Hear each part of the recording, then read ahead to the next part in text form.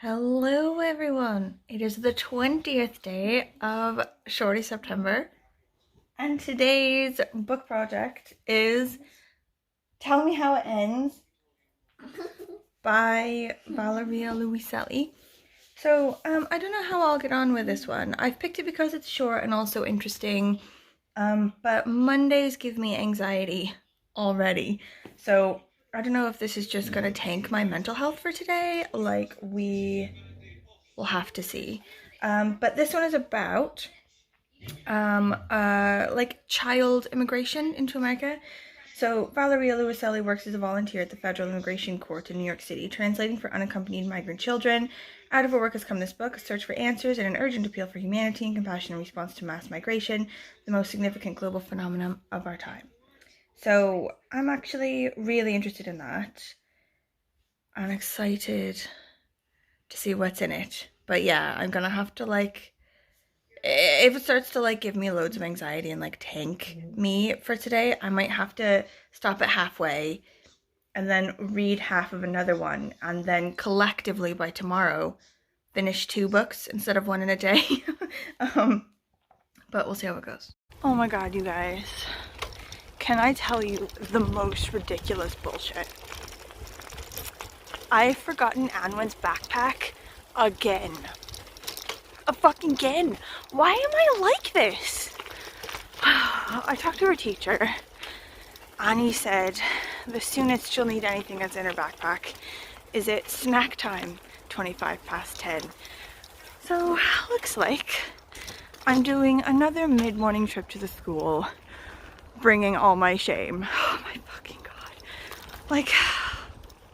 I just have nothing to say. I just have no words for how ridiculous I am. I need to put a sticky note on my face in the morning. Well, let's write it in marker, when I go to bed in the nighttime. If I just put on my face in Sharpie marker, fucking backpack, I'd probably still forget. Okay, I'm on hold with the GP because I need to get a repeat prescription, and I should have done that last month but forgot and now have run out, so that's cool. I need to do that today. Also have a meeting at 11 a.m. with work and need to get the backpack up to the school before 10:25, and it's 9:14 at the minute.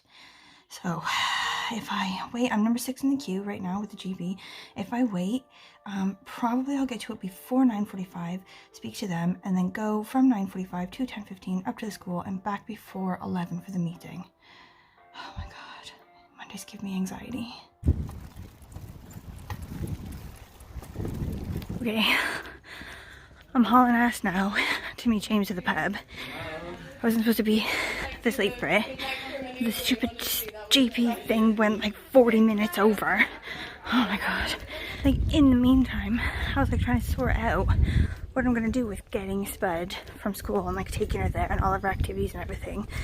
Now that we've gotten a rota for going back to the office. Oh my god. It's supposed to be random days, not you come in every Monday or whatever, because they feel everyone would want Monday and Friday. When they said that, everyone was I'd be fine with a Tuesday. Anyway, so I've got this really complicated thing in the calendar, James, get Spud at time on day, and literally everything is different on the calendar for each day. Who gets her when, what time.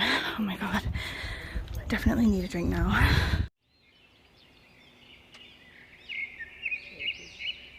Oh my god, this day has been exhausting.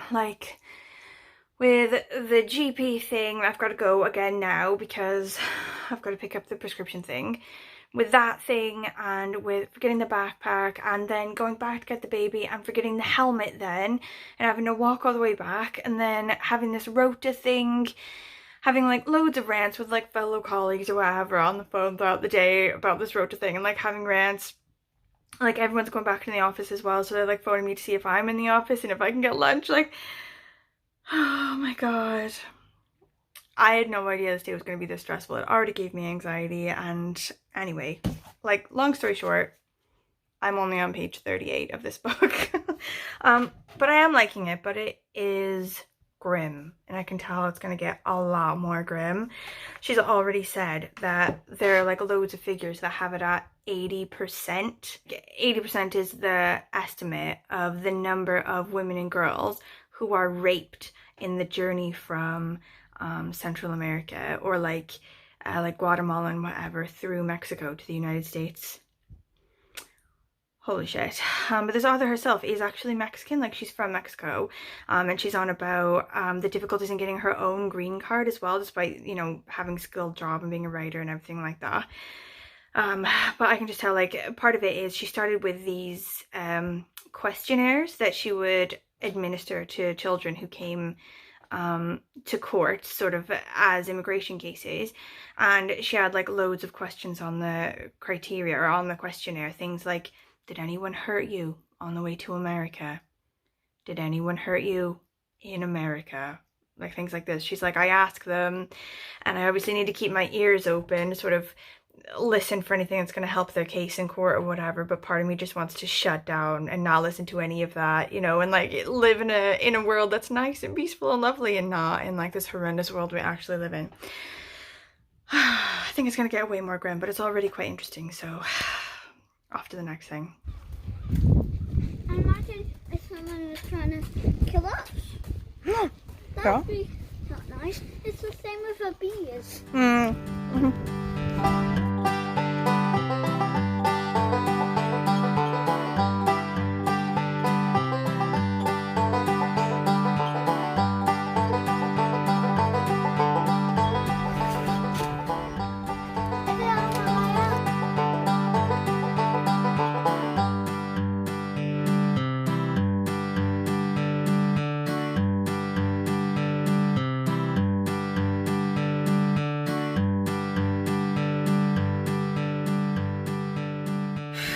I was right that this just gets more and more grim, but it is super interesting.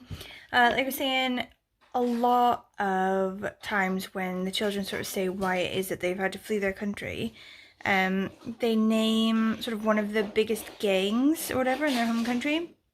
And when you go back to how these gangs started, some of them started in LA. Like, you know, it would be, say, Guatemalan immigrants in LA. And then they start to sort of get into LA gang culture, like American gang culture, and then they're deported back to Guatemala, and then now there's a huge like LA style gang in Guatemala, and doing all that sort of stuff has made like basically an international style army of this gang.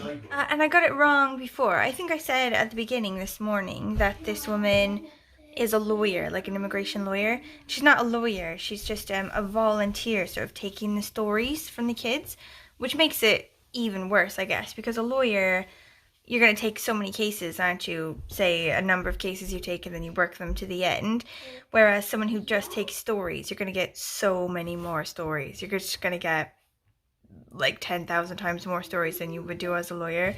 And just if that's the thing that you do all day is take people's stories, I can't imagine how she's done it.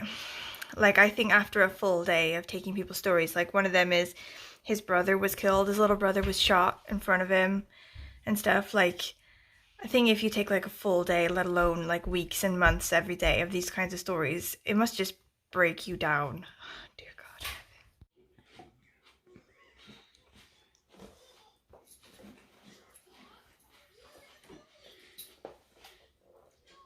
Okay. I have finished it, and it was really good. Like, it was grim, but it was really interesting. Loads of things that she was talking about I didn't really know about. She was saying as well, making a really good case for why these kids should be treated more like war refugees than just as economic migrants or whatever, because they are fleeing these sort of dangerous, like murderous armies basically in their home countries. She does say at the very beginning, so her thing is an essay and 40 questions, and she does say at the beginning, there are no answers here. I present no answers. I only ask questions that lead to more questions, and that is true. Like, not a lot is sort of said with any finality at the end, and no theories, no sort of anything. It's just basically her musings, you know, based on her time taking stories from the children, but I enjoyed it. Like, I would read something else that she wrote. I think she's written some other things. Also, when I looked this up on Goodreads, it's part of a list of a bunch of other ones with a similar sort of topic, and I might sort of have a look at those ones as well because it was really interesting. I'm gonna give that a respectable 4 stars. Tomorrow's project, I think, will be I Who Have Never Known Men by Jacqueline Hartman, and this is my one to do with a translated book, so runway fashion shorts, right? And this one's weird. So I think it's a bit of a cult classic. Like, not a lot of people know about this one, but like the people that love it, love it. Like, it's got a hardcore following. So this woman grows up in a cage with 40 other women, and there's like prisoners, but there are prison guards who are men, but there are no male prisoners. And I think as somehow they escape or something.